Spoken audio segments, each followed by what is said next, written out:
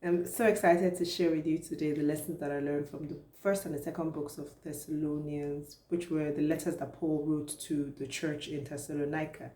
And Paul wrote these letters from a place of love and concern for the faith and the growth of the people.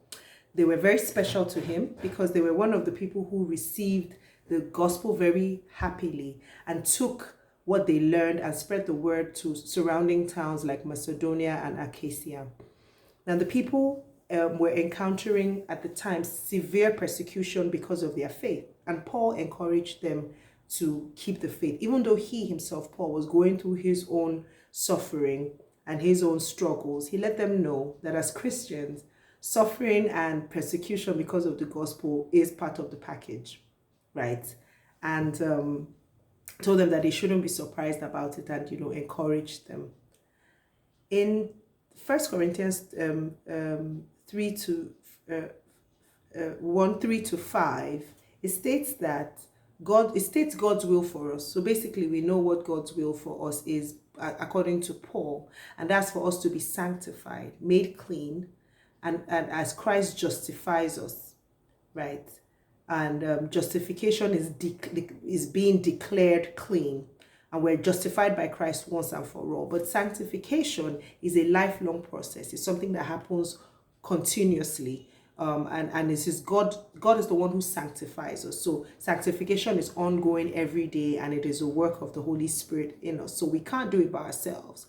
So we can obtain sanctification, or rather be in the process of sanctification through obedience.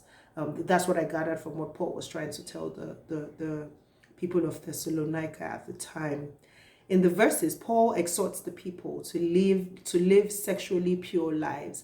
And this is because I think sexual immorality was very rife in that area because of all the temples, and all those temple worshipping usually involved some sort of perverse sexual activity or the other. And so our sexual impulses should be controlled by the Spirit, not by our flesh.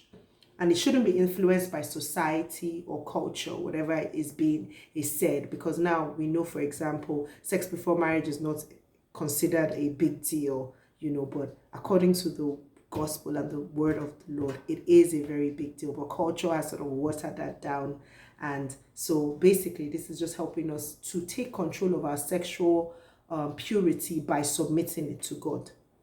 Another verse that details God's will is 5:16 to 18, which says, "Rejoice always, pray continuously, and give thanks in all circumstances," because that is God's will for you. So being consistent in prayer, being grateful and rejoicing, and giving thanks is God's will for us. Now, it seemed like from what I gathered, the time between both letters was about 6 months. That's between the first letter and the second letter. And by the time the second letter came, the circumstances of the people had worsened. They were facing even more persecution, and at the time they were afraid, they were confused and feeling despondent, because by this time those false teachers had infiltrated them and had even forged a letter from Paul himself saying that the Lord had already come and they had been left behind. So the people were confused, they were feeling abandoned. Paul wrote to encourage them and to correct the misconceptions that the Judaizers were spreading, reiterating that God is just and will pay back trouble to those who had troubled them. And this was what he said in 2 Thessalonians 1:16.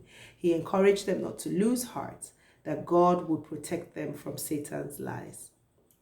Now, here's what I learned about God. Here's my hashtag getting to know God lesson. God grows love and faith in his people and makes us worthy of his calling. Now, this knowledge should keep our hearts in a state of rest in him. We should stop striving and rest in the knowledge that he is the one who sanctifies us, and he's the one who provides all that we require. In 1 Thessalonians 3:12, it says, "May the Lord," and this was Paul's prayer, "may the Lord make your love increase and overflow for each other and for everyone else, just as ours does in you." And by the time Paul wrote back in 2 Thessalonians, did I say Corinthians the first time? Forgive me if I did.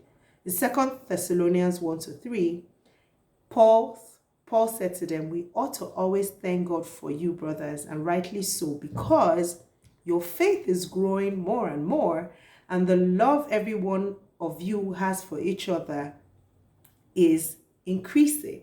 So in the first verse, it was a prayer for the love to increase. And by the second prayer, it was thanksgiving that God had answered the prayer for increase in love, because it was evident in the people that their love had increased, and it was only God that could have done that. How amazing is it? Thank you so much for joining me today. I look forward, as always, to sharing with you tomorrow, God willing. And I hope that your love is increasing as you get to know God more and more daily with me, sharing my lessons. I know that it is changing my life. Thank you for joining me. God bless you. See you tomorrow.